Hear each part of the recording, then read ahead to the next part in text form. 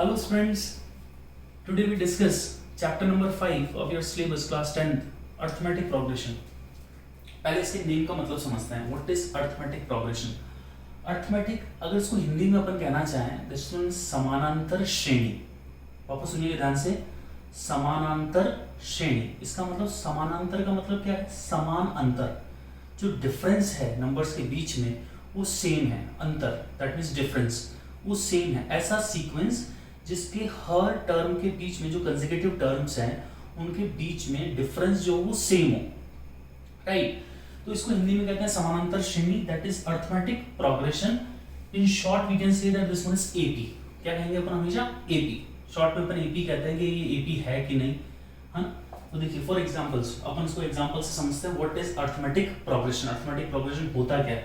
Suppose I am taking here first example is I am taking here this one sequence 1 2 3 4 5 6 up to so on. आपने एक example लिया है यहाँ पर 1 2 3 4 5 6 up to so on. तो see in this sequence each number that means ये देखिए each consecutive numbers के बीच में जो डिफरेंस है वो कितना है? 1 है. कैसे? अगर आप 2 में से 1 माइनस करेंगे कितना मिलेगा? 1. 3 में से 2 को माइनस करेंगे कितना मिलेगा? 1. That means if we minus 2 minus 1 then we get that is 1. 3 minus 2 that is we get 1. 4 minus 3 that is we get 1. 5 minus 4 that is we get 1. And 6 minus 5 then we get that is 1. That means each consecutive number of term के बीच में जो difference है वो कितना है? 1 है. तो ये समान अंतर that is consecutive numbers के बीच में terms के बीच में जो difference आ रहा है वो क्या आ रहा है? Same आ रहा है. जब अपने पास ये डिफरेंस सेम हो कंसेक्यूटिव टर्म के बीच में ये कितना भी हो सकता है. पॉजिटिव में भी हो सकता है, नेगेटिव में भी हो सकता है. इसका मतलब ये जो डिफरेंस है ये फिक्स नंबर जो आ रहा है ये वाला ये फिक्स नंबर ये नेगेटिव में भी हो सकता है और पॉजिटिव में भी हो सकता है. बट ये सेम होना चाहिए. अगर ये डिफरेंस सेम है तो वो जो सीक्वेंस है वो क्या है? एपी है. बात समझ में आई? That means a given sequence in each and every term, that means each and every term we can say that when we add a fixed number in the preceding term then we get a successive term. अगर आप इसकी preceding term में कोई number add करें और आपको successive term मिल रही है then और this fixed number is same in each and every sequence then we can say that the given sequence is in form an AP. वो क्या बनाता है? AP बनाता है. अगर वो नंबर का सेम होगा, वो जो फिक्स नंबर है वो सेम होगा तो वो क्या बनाएगा? एपी बनाएगा. Okay, we take another example. This one second example. Suppose 3,3,3,3 full stop. देखिए ये फुल स्टॉप लगा दिया मैंने. तो इसका मतलब समझिएगा दिस वन आप 3 में से 3 को माइनस करेंगे कितना आएगा? 0. 3 minus 3 0. 3 minus 3 0. यहाँ पर देखिए कॉमन डिफरेंस क्या है? 0 है बट सेम है. कॉमन डिफरेंस क्या है? 0 है बट क्या है? सेम है. और यहाँ पर फुल स्टॉप का मतलब ये है कि ये सीरीज जो है ये फाइनाइट सीरीज है. क्या है? फाइनाइट. यहाँ पर ये सीरीज देखिए 6 के बाद में अप टू सो ऑन चलती जा रही है. इसका मतलब ये क्या है? इनफाइनाइट सीरीज है. क्या है? Infinite series. अब इसके बाद में बात करते हैं कि जो 0 है जी जो 1 है ये क्या है? इसको क्या कहते हैं? That is 0. This one difference is called common difference. आप इसको क्या बोलेंगे? That is common difference. इसको शॉर्ट में अपन जब भी यूज करेंगे तो क्या कहेंगे? डी. किससे रिप्रेजेंट करेंगे इसको? Small D. That is common difference. Okay, take many more example. See third example, this one. Suppose I write here 100, then 60, then 20 up to so on. तो यहाँ पर देखिए डिफरेंस 60 minus 100. 60 में से आप 100 को माइनस करें कितना मिलेगा आपको? बताइए. -40 मिलेगा नहीं मिलेगा? आप इन दोनों को माइनस करेंगे तब 20 minus 60 करेंगे तो कितना मिलेगा? अगेन 20 minus 60 किया तो आपने मिला -40. Okay, 20 minus 60 minus 40 up to so on. That means ये भी क्या है? एपी है. आप केवल यहाँ पर मिनिमम कितने डिफरेंस सेम होने चाहिए? 2 डिफरेंस सेम होने चाहिए. जैसे एक ग्राफ ड्रॉ करने के लिए अपन देखते हैं ना कि मिनिमम कितने सॉल्यूशन होने चाहिए? 2 सॉल्यूशंस तो होने चाहिए. जैसे एक लाइन ड्रॉ हो जाए, राइट. तो अपन क्या करेंगे? मिनिमम अपने पास कितने डिफरेंस आने चाहिए? मतलब 3 टर्म्स होनी चाहिए. फर्स्ट, सेकंड और 3 टर्म्स और दो डिफरेंस कम से कम सेम होने चाहिए, तो third term automatically, third difference होगा ऑटोमेटिकली क्या होगा, सेम होगा। ओके, व्हाट इट, समझ में आया आपको? अब देखते हैं इसका nth term, what is the nth term of AP.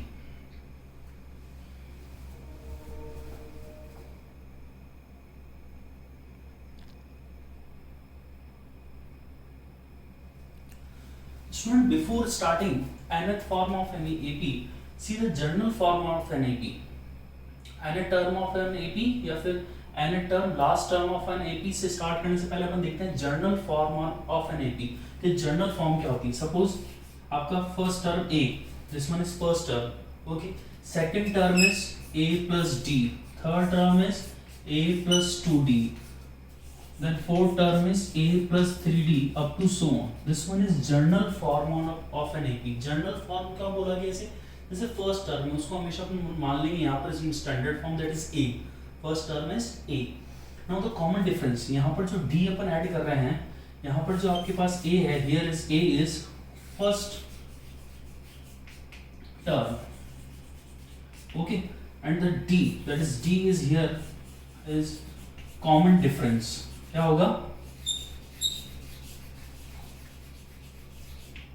D is common difference. Here A is the first term and D is the common difference. D आपके पास क्या कहलाएगा हमेशा, common difference.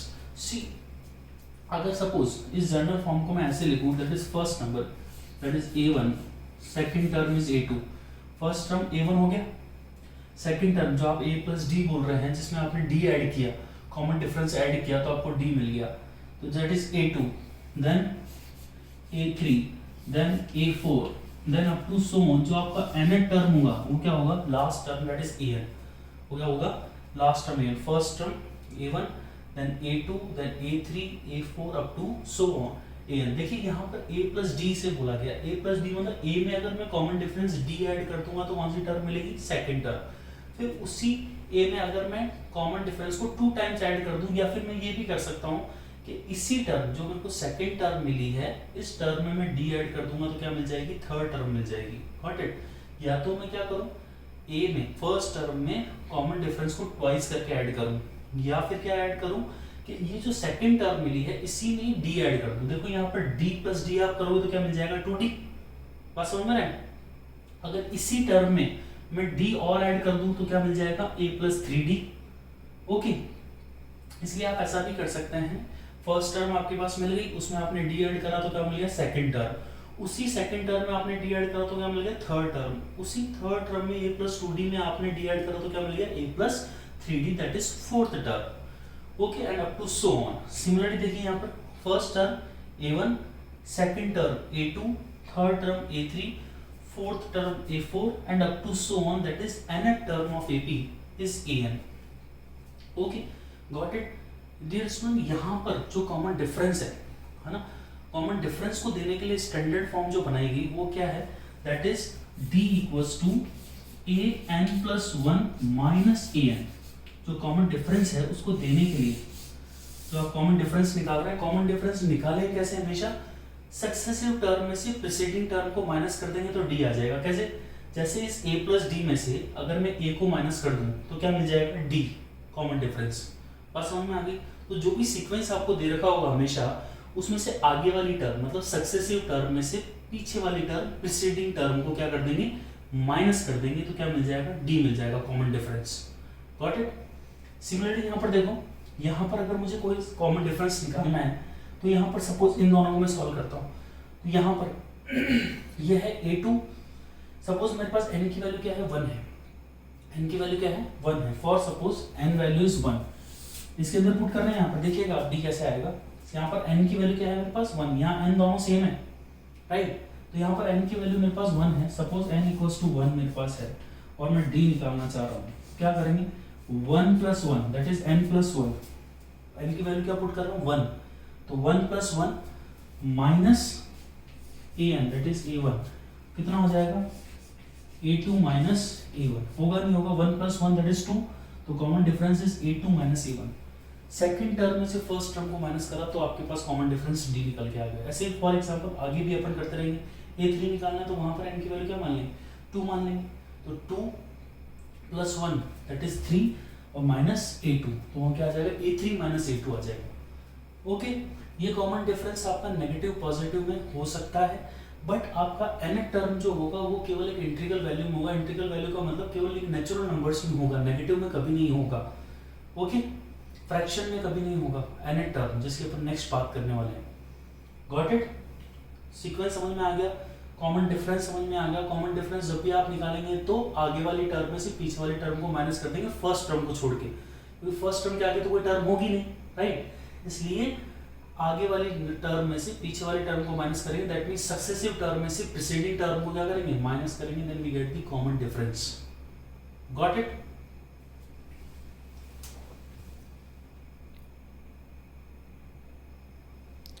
Now students see nth term of an AP, nth that means last, nth term जो कि last term है AP का, उसको अपन last term भी कह सकते हैं, nth term of an AP। इसके बारे में बात करें तो nth term with the first term and the common difference is given by, क्या कहता है nth term is an, nth term को किसे देंगे, an, a and सबस्क्रिप्ट में आपका n is equals to a plus n minus 1 into d, right? This one is the formula of nth term. Formula is very important formula. Nth term formula an equals to a plus n minus 1 into d, where an इसका postmortem करता है थोड़ा सा ना, इसका postmortem करते हैं कैसे, that is an क्या होता है, that is nth term। कौन सा है ये, nth term जो आपका लास्ट टर्म होगा, जिसको आप बोलेंगे nth टर्म, या फिर आप उसको बोल सकते हैं, क्या बोल सकते हैं, लास्ट टर्म, राइट? इस nth पूरे को क्या है ये, लास्ट टर्म और nth term of an AP, right? इसके अंदर जो आपको ये n दिख रहा है, आपको ये n जो यहाँ पर सबस्क्रिप्ट में दिख रहा है, इसको पहले मैं आपको इसलिए बता रहा हूँ क्योंकि ये यहाँ पर आ चुका है। ये an जो है ये तो उस टर्म, मतलब कौन सा टर्म है ना, उसकी वैल्यू क्या है, ये an पूरा तो वो देगा, और n जो है वो कौन से नंबर का टर्म है, number of the term in AP. आप कह सकते हैं इसको, क्या कह सकते हैं, number of term in AP, या आप कह सकते हैं इसको विच टर्म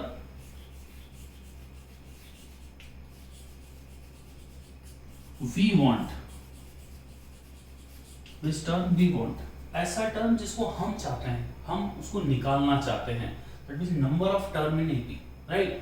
nth टर्म तो वो टर्म जिसका मतलब जो लास्ट टर्म है an। सब कुछ अभी अपन एग्जांपल लेंगे, वहां पर आपको और क्लियर हो जाएगा कि an क्या होता है और n क्या होता है, सबस्क्रिप्ट में जो यहाँ पर n आ रहा है वो क्या होता है, राइट? फिर उसके बाद देखिए यहाँ पर this one is a, that is first term, ये क्या है AP का first term, right?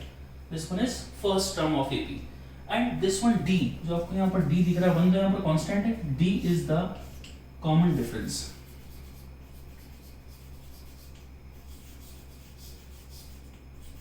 This one is common difference. Okay, तो ये फॉर्मूला याद रहेगा, an equals to a plus n minus 1 into d। इस फॉर्मूले को अपन लास्ट में क्वेश्चन आएगा 5.2 में, वहां पर इसको लास्ट टर्म के फॉर्मूले में भी कन्वर्ट करेंगे। जब किसी एपी का आपसे लास्ट टर्म से कोई टर्म पूछा जाए, ऐसे एक सीक्वेंस चलेगा, उसके अंदर आपसे कहेंगे नॉर्मल फॉर्म में तो कहेंगे, देखिए वहां पर फिर याद दिलाऊंगा कि find out this term from the last term of AP, तो इस फॉर्मूले को थोड़ा सा वहां पर और बदलते हैं लास्ट टर्म के फॉर्मूले में, वो अपन फॉर्मूला वही देख लेंगे जब क्वेश्चन आएगा। अभी आपको ये याद रखना है an equals to a plus n minus 1 into d, the nth term of formula of this AP। Got it? For example, अपन एक एग्जांपल लेते हैं यहाँ पर छोटा सा कि इसको समझने के लिए। देखिए for example, that is I am taking here this sequence that is 10, 20, 30, 40 up to so on। एक सीक्वेंस लिया मैंने, for example that is 10, 20, 30, 40 up to so on. अब इस सीक्वेंस के अंदर देखिए इस फॉर्मूले के अकॉर्डिंग, इस फॉर्मूले के अकॉर्डिंग क्या क्या चाहिए, फर्स्ट टर्म चाहिए पहले a, तो इसका फर्स्ट टर्म क्या है, दैट इज a, क्या है यहाँ पर a equal to 10, first term of AP। इस फर्स्ट टर्म को अपन जब टर्म की बात करेंगे दैट इज a1b कह देते हैं, है ना, a1, a2, a3, first term मतलब a1, सेकंड टर्म मतलब a2, थर्ड टर्म मतलब a3। Okay, that is a, first term of AP, right? Now second is common difference. इसका कॉमन डिफरेंस क्या होगा? कॉमन डिफरेंस, ये फर्स्ट टर्म है a1, ये second term है a2, ये थर्ड टर्म है a3, ये फोर्थ टर्म है a4, राइट। तो अपन क्या करें, डिफरेंस निकालने क्या करते हैं, a2 minus a1, second term में से फर्स्ट टर्म को क्या करते हैं माइनस, या फिर थर्ड टर्म में से किसको माइनस करते हैं, सेकंड को, या फिर फोर्थ टर्म में से थर्ड टर्म को माइनस करते हैं, मतलब कंसेक्यूटिव टर्म को माइनस करते हैं आगे वाली टर्म में से पीछे वाली टर्म, तभी अपने पास क्या आएगा, कॉमन डिफरेंस। क्योंकि ये कह रहा है कि एपी है, आपको ये चेक नहीं करना कि एपी है। जब आपको कहे कि चेक दिस वन कि दिस वन इज एपी और नॉट, तो वहां पर आपको कॉमन डिफरेंस सेम बताना है। सबका कॉमन डिफरेंस क्या बताना, सेम बताना। कॉमन डिफरेंस अगर सेम होगा तो वो एपी होगा, अदरवाइज वो एपी नहीं होगा। So common difference D is a2 minus a1, क्या देंगे, a2 minus a1, so that is a2 is that is 20 minus 10 which is equal to 10। Common difference क्या है, 10 है, तो d यहाँ पर क्या हो जाएगा, 10 कॉमन डिफरेंस। अब यहाँ पर आपसे बोला जाएगा find out the fourth term, find out the fourth term. तो इसका मतलब n की वैल्यू यहाँ पर कितनी बोल रहा है आपसे, फोर्थ बोल रहा है, क्या बोल रहा है, 4। n की वैल्यू क्या है, 4। ये जो n है उसका मतलब उसको बोलिए कौन सा बोल रहा है, फोर्थ वाली बोल। अब बोलते हैं आपसे an निकालिए, an, इसका मतलब क्या बोल रहा है, an का मतलब आपसे क्या बोलना चाह रहा है, a4 बोलना चाह रहा है, क्या बोलना चाह रहा है, a4। तो यहाँ से आपको पता चल रहा है कि a4 फोर्थ वैल्यू क्या है, 1 2 3 4, फोर्थ वैल्यू कितनी है, 40 है। a4 का मतलब तो है उस फोर्थ टर्म की वैल्यू, और 4 का मतलब क्या है, फोर्थ नंबर की टर्म। गॉट इट, समझ में आ गया। n का मतलब तो नंबर ऑफ टर्म, मतलब वो कौन से नंबर की टर्म है। और a4 अगर बोले, an बोले, लेट मींस वो ये कहना चाह रहा है कि उस टर्म की वैल्यू क्या है। गॉट इट, फोर्थ नंबर की टर्म की वैल्यू क्या है। Okay, take screenshot fast, then discuss next our exercise. Thank you.